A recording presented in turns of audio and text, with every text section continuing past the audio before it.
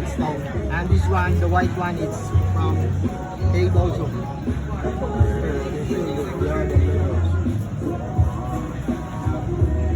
That one is more hard to make for me. The religious one, because it's very hard details. Nice, huh? And this is nice because it's not common.